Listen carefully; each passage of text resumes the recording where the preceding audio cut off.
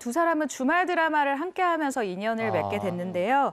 혜은이 씨는 이때 뭐 모두가 아시다시피 너무 정상의 그 끝에 꼭지점에 서 있었던 그런 스타였고, 김동현 씨는 신인 탤런트였던 그런 시절이었어요. 그런데 일단 김동현 씨가 혜은 씨가 굉장히 마음에 들었나 봐요. 당시에 연예인들이 그 밤업소 행사를 하게 되잖아요. 그러면은 그쪽에서 만나기를 기다렸었던 거죠. 그래서 김동현 씨가 이 드라마 이후에 이 행사에서 만나게 된 혜은이 씨가 무대가 끝나기만을 기다리고 있다가 차나 한잔 하실까요? 라고 데이트 신청을 하면서 이렇게 조금씩 이야기를 나누며 친해지게 됐었대요.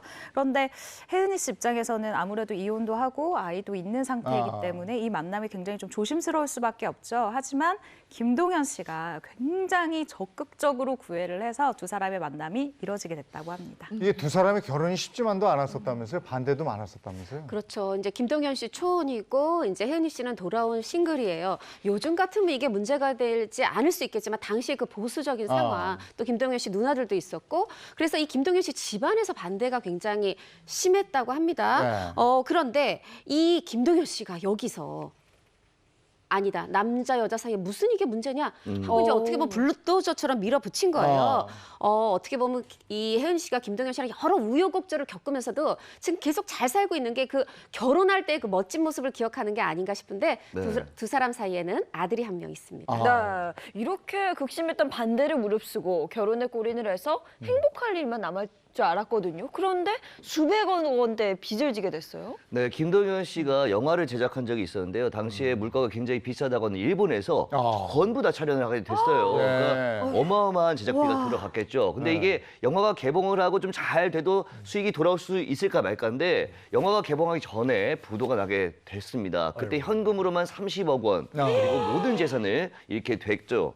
그 당시에 30억 원이 지금으로 따지면 200억 원이 되는 거예요. 그래서 이제 지금 가치로 수백억 원이 된 건데 아무리 잘 나가는 연예인도 수백억 원을 갚는다는 건 이게 만만치가 않을 텐데요. 근데 혜은이 씨가 빚을 갚겠다는 의지가 컸어요. 먼저 본인이 가지고 있었던 아까 그 대여섯 채 집 있지 않습니까? 다 팔았고, 심지어 친정 어머니가 살던 집까지 팔아서 빚을 갚았는데 친정 어머니가 병석에 계셨어요. 그 어머니를 여관으로 모시면서까지 집을 팔아서 빚을 갚았고요. 굉장히 정말 고생을 했을 거라고 생각이 듭니다.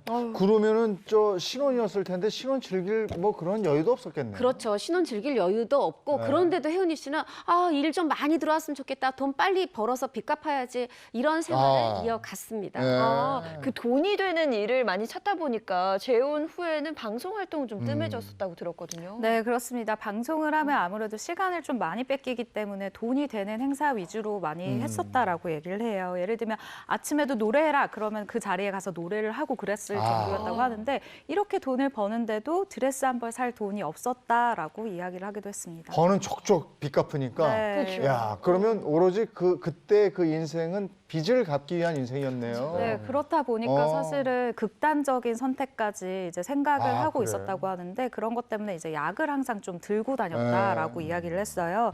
당시에 일단 집이 다 뒤집어지고 뭐 그런 상황까지 갔을 때 얼마나 기분이 처참했겠냐라고 본인 스스로 이야기를 하는데, 실제로 한국을 떠나서 도망을 간 적도 있대요. 근데 막상 떠나 보니까 내가 있어야 할 곳은 이곳이다라는 생각이 들어서 또 열심히 일을 해서 그 빚을 결국 또 갚았다라고 합니다.